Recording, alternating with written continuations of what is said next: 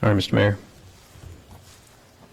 Good evening. Welcome to the City of Sugar Land City Council meeting for Tuesday, April the 21st. First item on the agenda is closed executive session. 1A, closed executive session is authorized by Chapter 551 Texas Government Code in accordance with Section 551071, consultation with attorney for the purpose of receiving legal advice regarding the lease agreement by and between the City of Sugar Land and ACE SL LLC. And we'll hear from Ms. Jennifer May, Assistant City Manager, and Mark Arnold, Partner, Hunt and Andrews Kirk, LLP. At this time, we're going to recess into the appropriate room.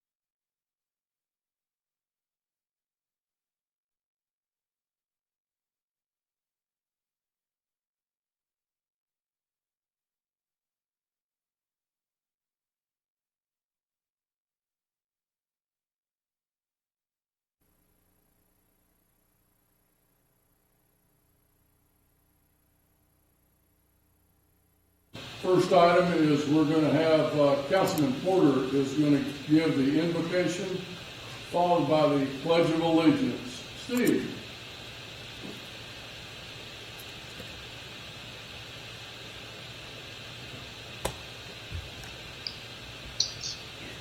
You're all invited to join me in prayer. Almighty God, maker of all things, judge of all people, you are good and your love for us endures forever. You have made the heavens and the earth by your great power and outstretched arm. Nothing is too hard for you. We pause now to acknowledge that to you all hearts are open, all desires known, and from you no secrets are hidden. And from you alone comes all counsel, wisdom, and understanding. We also humbly ask your protection during this difficult time, especially for all medical personnel and first responders that routinely are risking their lives to serve those of us in need. We also ask your protection for our city staff who are working tirelessly to continue delivery of our essential city services. Please give our local, state, and national leaders the wisdom needed to get America back on track safely and soon, please. Father, I thank you that your mercies are new every morning. Your faithfulness is great. Help us to trust in your goodness as we all together navigate these difficult times. And as this too shall pass, let us not forget to thank you when it's over. In my precious Savior's name I pray, amen. Please join me with the Pledge of Allegiance. I pledge allegiance to the flag of the United States of America and to the republic for which it stands, one nation, indivisible. Well, I messed that up. One nation, under God, indivisible, with liberty and justice for all. Thank you very much.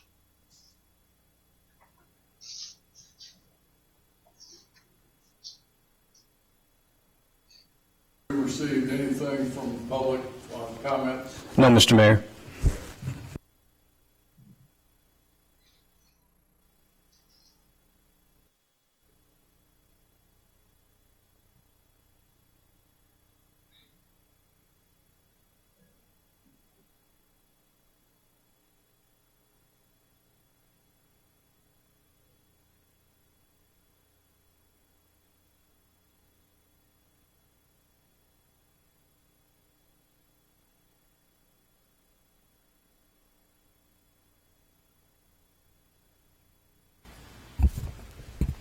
Have to unmute, council members. They can't hear. Yeah, it's muted just now. Hang in here, we got a little bit of a hiccup.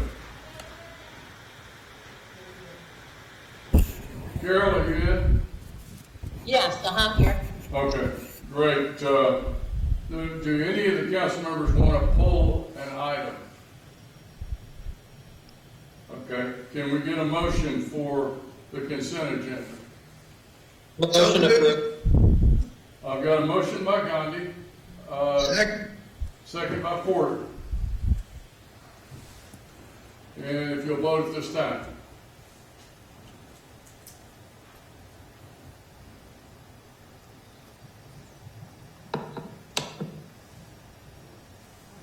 There we go. We got a 7-0 vote. Thank you very much. Item number 5, ordinances and resolutions. 5A, consideration of an action on City of Shoreline ordinance number 2192, an ordinance of the City Council of the City of Shoreline, Texas, amending Chapter 5 of the Shoreline Development Code regarding subdivision regulations by amending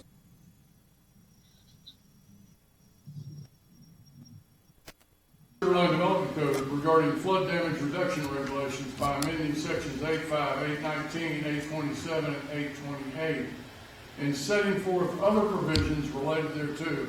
We have Jorge Alba, our Senior Engineering Manager. Jorge. Good evening, Mr. Mayor, City Council members. Let me start this presentation with some background information. As you remember, Atlas 14 is the precipitation frequency atlas of the United States, and it was published by NOAA in September 2018.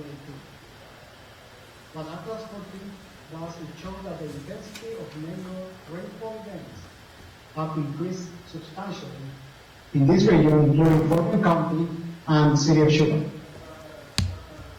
According with Atlas 14, the precipitation that is used for infrastructure design has increased significantly in intensity and in frequency. Next, please. So what are the reasons for this modification? Ordinance 2192 is not introducing any changes to the requirements in Ordinance 2151. The main purpose of this ordinance is to add clarification, provide consistency, do some housekeeping, and ease the implementation of the city's development code. The engineering department staff has identified the needs to add additional clarification to ensure no adverse impact the zero-rise policy, and to add a detailed description of the flood prevention ordinance language in the corresponding section of the development code that I'm going to mention next. Next, please. Ordinance, the following are the 5 sections of the development code that are proposed to be modified by Ordinance 2192. First one is section 536, which is the subdivision regulation, to make reference of chapter 8 or the flood damage prevention regulation. In section 8.5, we are proposing to remove a figure, and in section 8-19, we want to clarify the no impact requirement and the prohibition of any encroachment in the floodway, including fill, new construction, substantial improvement, and gravel. And also, we want to modify sections 827 and 828, which are the provision for flood hazard reduction. Next, please. The engineering department recommends adoption of Ordinance 2192, amending Chapter 5 and Chapter 8 of the Sugarland Development Code, Flood Damage Reduction Regulation, by amending sections 536, section 85, 819, 7, and 828, and setting forth other provisions related thereto. Next, please. I'm more than happy to answer any clarification question from City Council. Why don't we just, to make it a little bit more organized, I'm just going to go to you individually. Am I asking any questions? No, sir. Michelle, No. any questions? Michelle? No, no questions. Stuart? Carol? Yeah, I just had a question. Out of curiosity, do you happen to know what the average sort of typical ballpark difference would be between the Atlas 14 100-year base flood elevation and the coincidental 100-year ponding elevation using the Atlas 14 rainfall information? Is that a few, inches difference, a few feet? Do you have any ballpark idea about that? Well, we have updated with the drainage study that we have in the city. We actually have updated with the ice swim study. We have updated the ponding elevation in the majority of the city. Compared with the 100-year elevation, riverine 100-year elevation that is by the FEMA floodplain maps, it's kind of different in the sense that they map Brazos River, Oyster Creek, we map the actual ponding elevation inside the city. So we have a very accurate 100-year Atlas 14 ponding elevation in any street in the city right now. So it's different in the sense that FEMA maps the river and the Oyster Creek, Brazos River and Oyster Creek. We actually, in our analysis, we are mapping the street ponding elevation on every single street in the city. Okay, thank you. Steve, any questions? Jennifer? Can I have a motion? Motion to approve. Got a motion for Second. discussion. Second by Lane. Your vote at this time, please.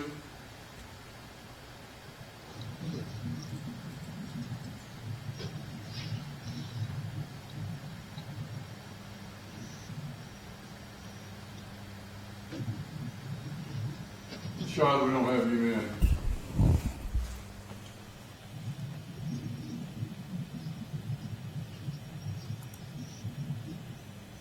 I'm having issues pulling it up. I would vote yes. Okay, then we'll let you 7-0 vote. Thank you.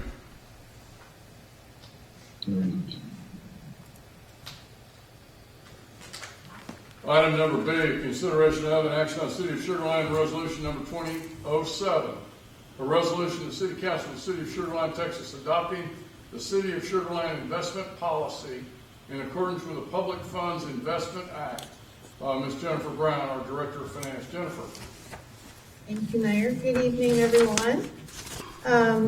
The Public Funds Investment Act governs all of the investment activity that is done by the city. And so the next three resolutions on the agenda all are related to that Public Funds Investment Act. And so because they have similar background and context, we've gone ahead and just combined all of those into one presentation. So this presentation will cover the annual review and approval of the investment policy, investment strategy, and the authorized broker-dealer list. Next slide.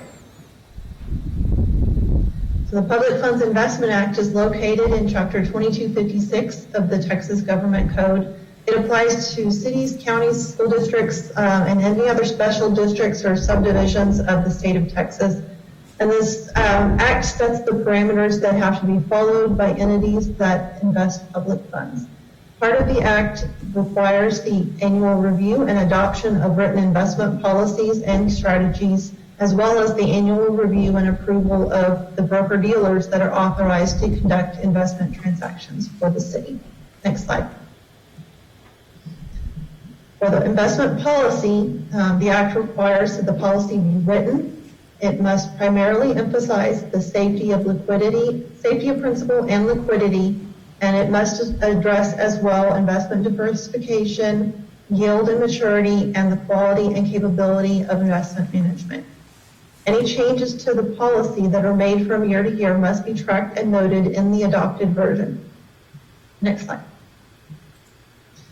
The investment policy for the city is more restrictive than the state law requires. It reflects the city's strong financial management and stewardship of public funds, and it ensures that the city's financial assets are guided by strong protections and subject to minimal risk through investment.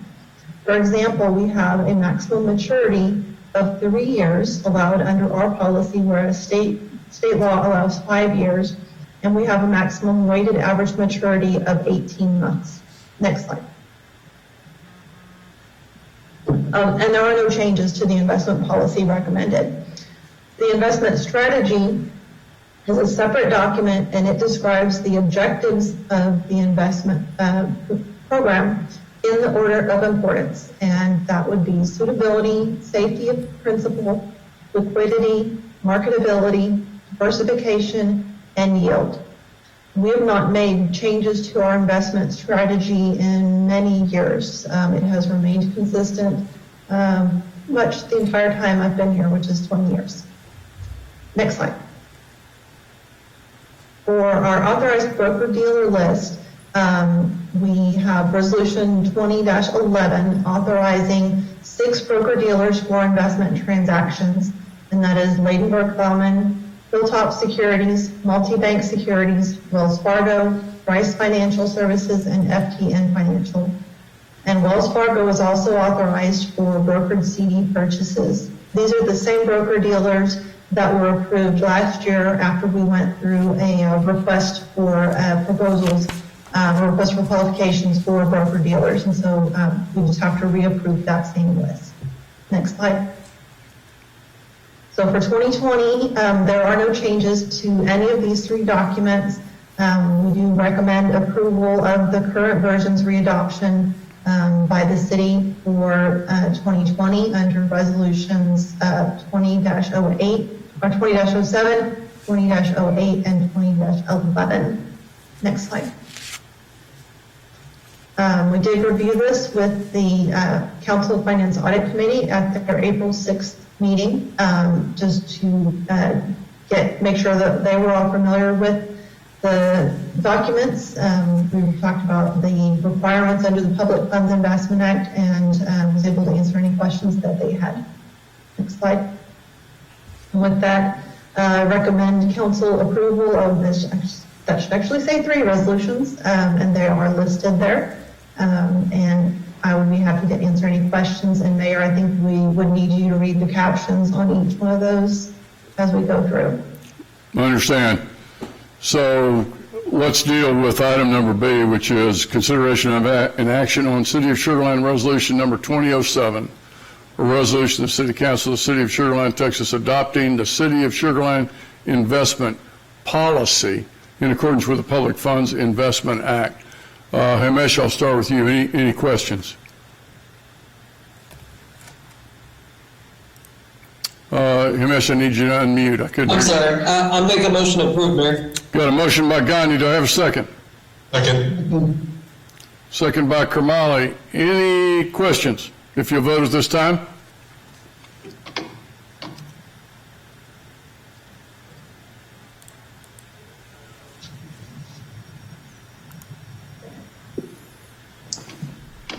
And it's 7-0, Mayor. It's a 7-0 vote. Item number C, again, the presentation covered this. Consideration of an action on City of Sugar Land Resolution number 2008, a resolution of the City Council of the City of Sugar Land, Texas, adopting the City of Sugar Land investment strategy in accordance with the Public Funds Investment Act. Do I have a motion? So moved. Got a motion by Jacobson. Second? Second. Second by Porter. If you'll vote at this time, please.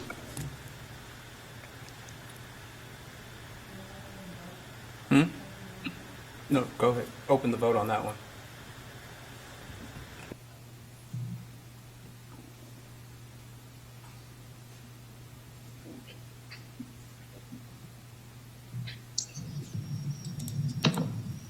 There we go. Coming through now. Jennifer Lane. There we go. And it's a 7-0 vote. Thank you. Item number D, consideration of an action on City of Sugar Land Resolution number 2011, a resolution of the City Council of the City of Sugar Land, Texas, authorizing the continuance of securities accounts with FTN Financial and Rice Financial Products, Multibank Securities, Inc., Ladenburg Thalman Financial Services, Inc., Hilltop Securities, Inc., and Wells Fargo Brokerage Services, and the continuance of an account with the Wells Fargo Brokerage Services for brokerage certificates of deposit. Can I get a motion? Move to approve. Got a motion by Porter. Do I have a second? Second. Second by Lane. You vote at this time, please.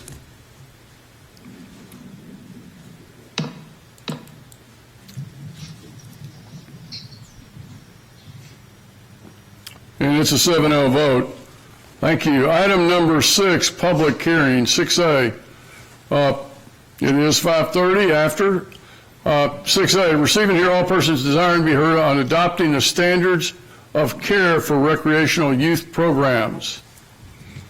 First consideration of an action on City of Sugar Land Ordinance number 2195, an ordinance of the City Council of the City of Sugar Land, Texas, adopting the standards of care for the City of Sugar Land Parks and Rec Department recreational youth programs. We've got Kimberly Terrell, our Assistant Director of Parks and Rec. Kimberly. Hello, Mayor and Council. So the city operates a summer day camp for ages 5 to 13. This happens typically 11 to 12 weeks while school is out. It may be shortened or modified for 2020. And this is governed by the Texas Department of Family and Protective Services through their child care licensing program. And we make this presentation annually in order to exempt the city from this program. Next slide, please. So the state requires us to adopt an ordinance. The purpose of this ordinance is to delineate that this is a recreational camp only and not a daycare, and so it's not regulated by the state of Texas. Next slide. So the exemption criteria are that we adopt this ordinance and have this public hearing tonight, and that these standards are provided to the public and the legal guardians, and that they're notified that the program is not licensed by the state. This is done on our website as well as distributed to all of our parents when they participate in the program. Next slide, please. So standards of care include general information about our administration, our enrollment, how we staff the organization, all the requirements and operations, responsibilities, ratios and programs, and then our facility requirements, all of our general health and safety standards. Next slide, please. So moving forward, our required actions are to hold a public hearing tonight, proposing the standards of care, and this is the first reading tonight of Ordinance 2195. And then after it's adopted, we'll file for the exemption to the state, and the standards will be made available to the public. Next slide, please. There are campers from year before last. Next slide, please. And so now I believe that we'll need to open it up for the public hearing. Thank you, Kimberly. At this time, we're going to open the public hearing and hear from the public on any concerns that they have. We have no signups, Mr. Mayor. We have no signups. So we're going to go ahead and close the public hearing, and we're going to move on to the first consideration and action on City of Sugar Land Ordinance number 2195, an ordinance of the City Council of the City of Sugar Land, Texas, adopting the standards of care for the City of Sugar Land Parks and Rec Department recreational youth programs. Do I have any questions from the council members? Question. Stewart? Kimberly, what kind of liability insurance do we carry on this activity? I'd have to defer to Meredith. I believe that we're covered under our general insurance. I don't know off the top of my head. I would be happy to get that information sent to you later this week. But we are covered. That was the main question, really. Yes, sir, we are. Thank you. I'll move to approve. Got a motion by Jacobson. Do I have a second? Second by Carmali. Second by Carmali. Any other questions? You'll vote at this time, please.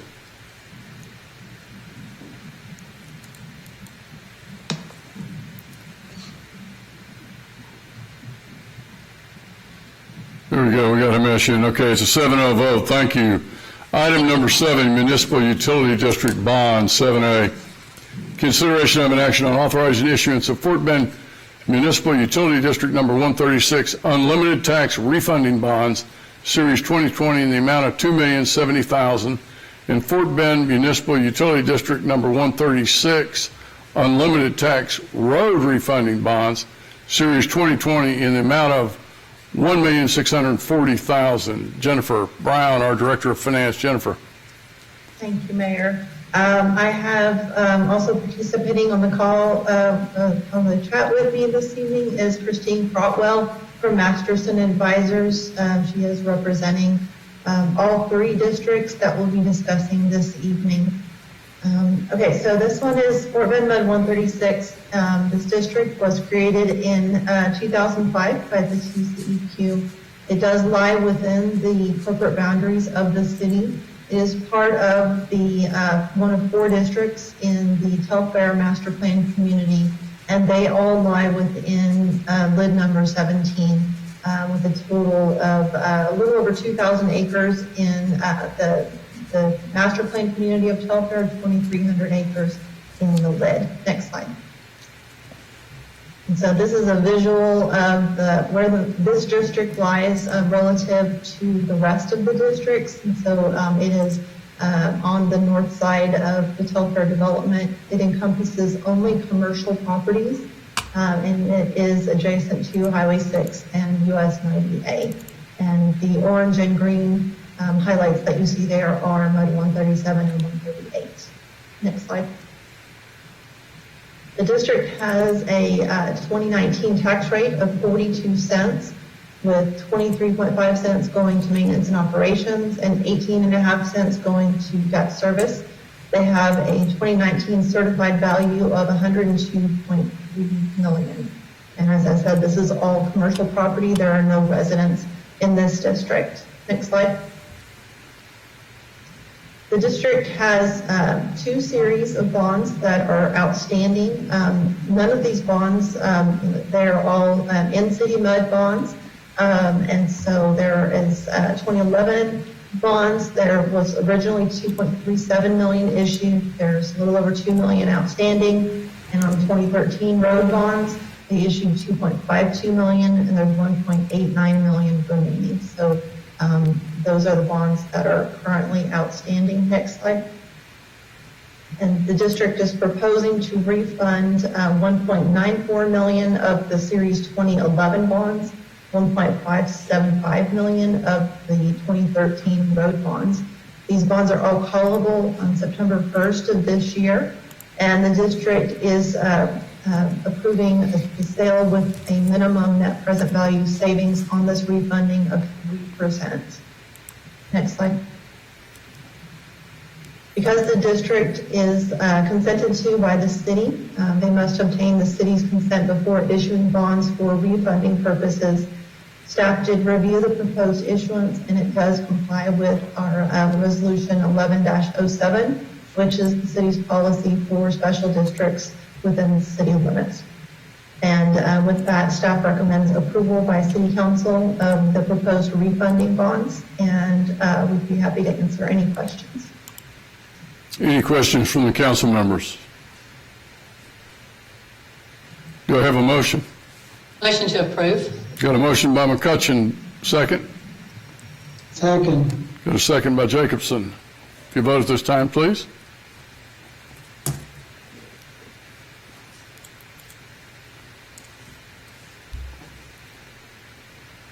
And it passes 7-0. Thank you. Item number 7B, consideration of an action on the issuance of Fort Bend Municipal Utility District number 138 unlimited tax refunding bonds, Series 2020, in the amount of $9,425,000. Jennifer. Thank you, Mayor. Okay, so this is another Telfair district. It was created in 2005 as well under the TCEQ. It is providing water, wastewater, and drainage in the Telfair development.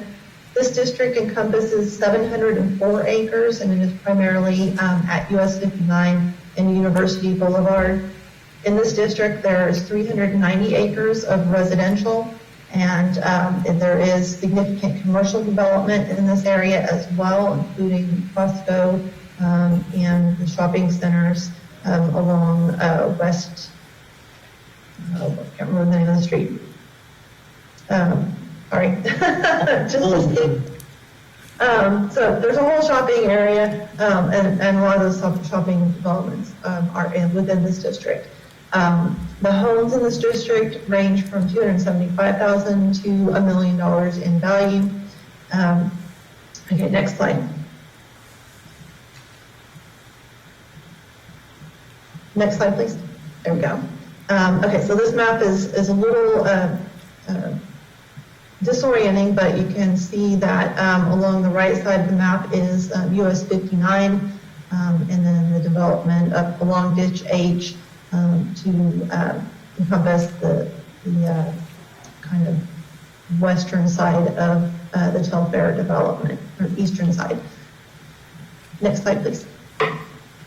Okay, this district had a 2019 certified value of just under $868 million in value, and a tax rate of 41 cents. 28 cents of that is allocated to debt service, and 13 cents was allocated to operations and maintenance. And again, these bonds are not obligations of the city. They are wholly repaid by the district's tax rate. Next slide. This proposed refunding would refund 3.99 million of the Series 2012 bonds and 5.19 million of the Series 2013 bonds. This issue as well has a proposed net present value savings of at least 3%, and it is a straight refunding. This proposed issue would mature in 2034, and it does maintain the existing maturity structure of the current bonds that are outstanding. Next slide. This district, Medical 38, plans to sell these refunding bonds in June of 2020, and the district must obtain the city's consent before issuing any bonds for refunding purpose. Staff reviewed the proposed issuance and it complies with Resolution 11-07, and staff recommends approval by City Council for the Series 2020 refunding bonds for Fort Bend Med 138, and we'd be happy to answer any questions that you may have. Thank you, Jennifer. Council members, are there any questions? Do I have a motion to approve? So moved. Second. Okay, I've got a second by Gandhi. I think Kermali was the motion. If you vote at this time, please.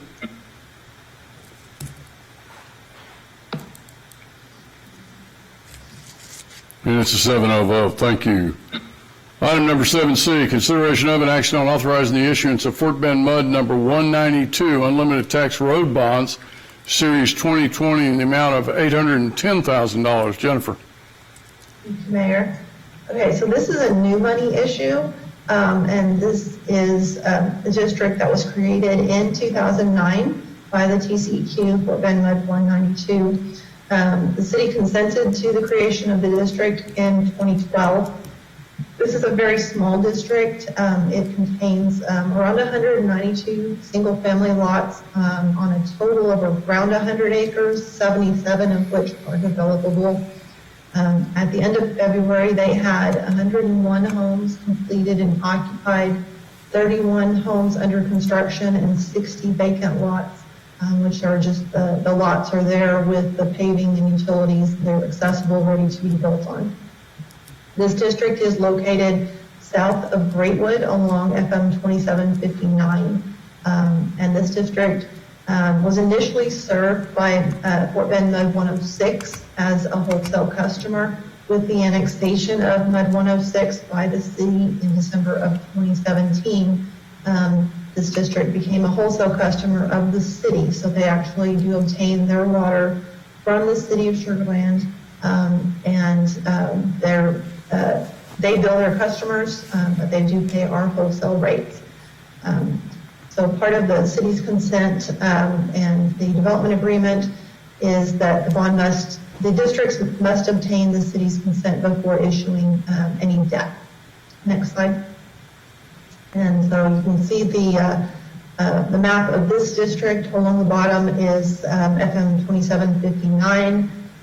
The district can also be accessed off of Magnolia Trail or Machick Road, and you can see the development status of this district, and it's primarily the southern side of the district that has developed, and that is primarily Section 1. Next slide.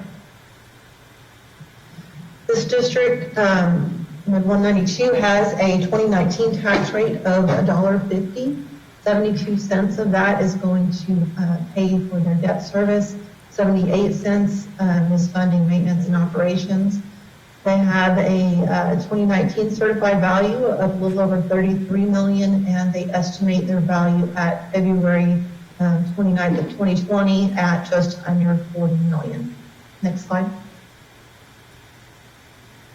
So for this district, this would be their third issuance of bonds. The first issue was sold in 2017. It was a road bond for $1.5 million. There's $1.43 million outstanding. In 2018, they issued $2.15 million in water and wastewater bonds. And in 2020, which is this issue, they're asking for $810,000 in road bonds. And so these, again, are not the obligation of the city. This district is outside of the city's boundaries, but within the extraterritorial jurisdiction. Next slide. This district is proposing to issue $810,000 in unlimited tax road bonds, Series 2020. This is the second series of road bonds. This district does have road bond authority granted by the city. The proceeds will be used to reimburse the developer for Greatwood Lake Section 1 road construction and rehabilitation, along with all the engineering costs associated with that and bond issuance costs. Next slide. The district plans to sell these bonds in the first week of May, and staff did review the proposed issuance for compliance with Resolution 11-07, which is the city's policy for special districts in the ETJ. Now, this issue does have a level payment structure and a 24-year maturity. It is extending the final maturity of the existing bonds by 1 year. However, it has an aggressive repayment structure, repaying 51.8% of the principal in the first half of the maturity schedule. And that exceeds the 40% minimum required by our city policy.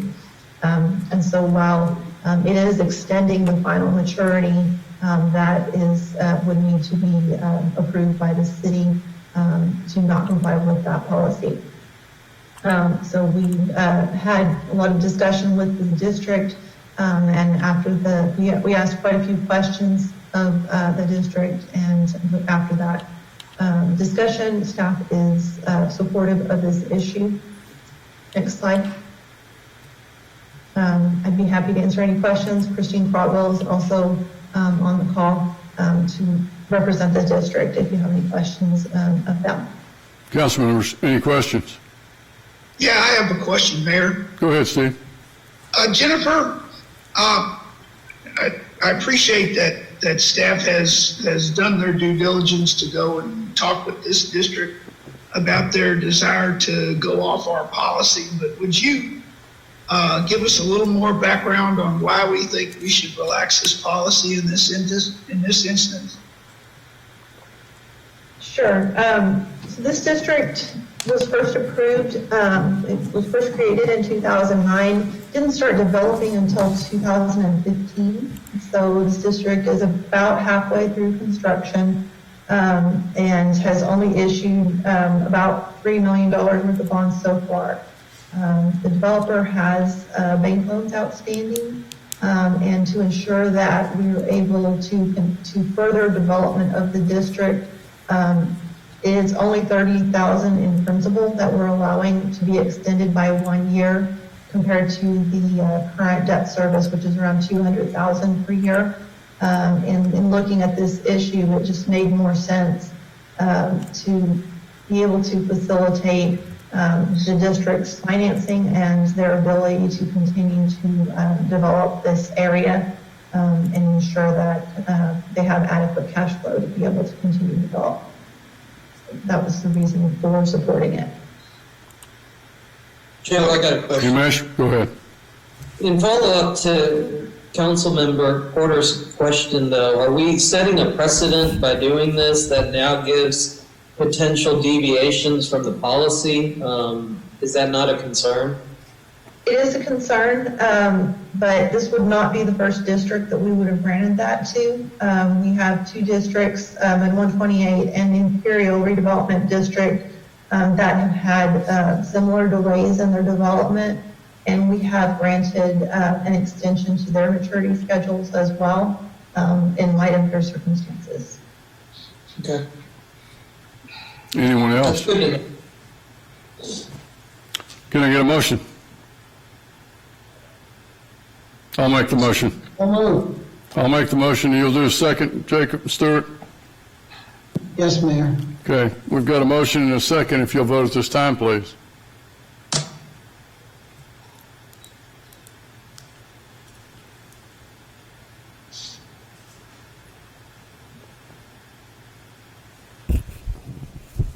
Umesh, we got you and Jennifer out. Yeah, Joe, You okay? for some reason, Jennifer, you all right? mine's not coming up, so Okay. I wanted to take it as an affirmative vote, yes. Jennifer, are you affirmative? A yay? Yes. Okay, that's a 7-0 vote. Thank you all. Item number 8, City Council and City Manager reports. 8A, City Council members. Carol, let's start with you. I meant to mention this last time, but I just wanted to congratulate the police department for earning its 7th reaccreditation through the Commission on Accreditation for Law Enforcement Agencies. So great job on that. And that's all I have. Thank you, Carol. Umesh. No report, Mayor. Steve. Thank you, Mayor. We had obviously no community events But there have been a lot of one-on-one interactions with our residents here in District 1, and I would like to publicly thank the staff of the city for all their help in addressing these issues. That'll be it. Thank you, Steve. Jennifer? I will be participating on the Lamar Consolidated School Bond Committee that will be starting next week. Okay. Thank you, Jennifer. Nishad?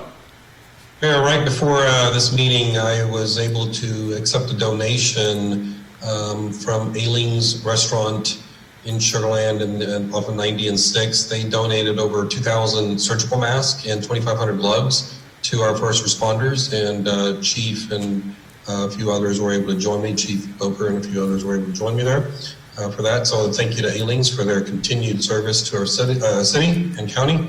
And this Saturday, the Ismaili Jamaat Convention Center will be hosting a food and essential drive due to COVID.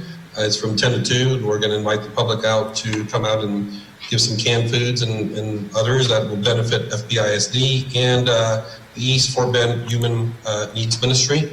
They'll be following all the guidelines as far as wearing masks and gloves and 6 foot or as tall as Mayor Joe Zimmerman, we should say, staying away from each other. But look forward to helping out the citizens, and I'll be there as well. Thank you, Nishad. Stuart? No report, Mayor.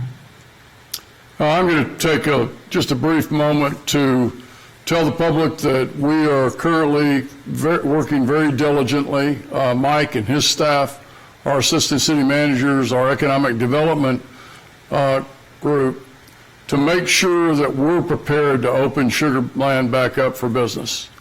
We go through daily conference calls.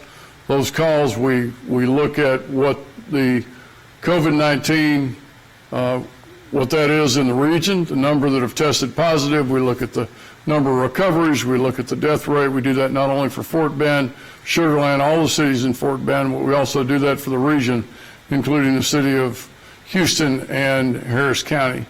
It's my expectation that based on where we are right now, that we could do that in May. That's not a guarantee.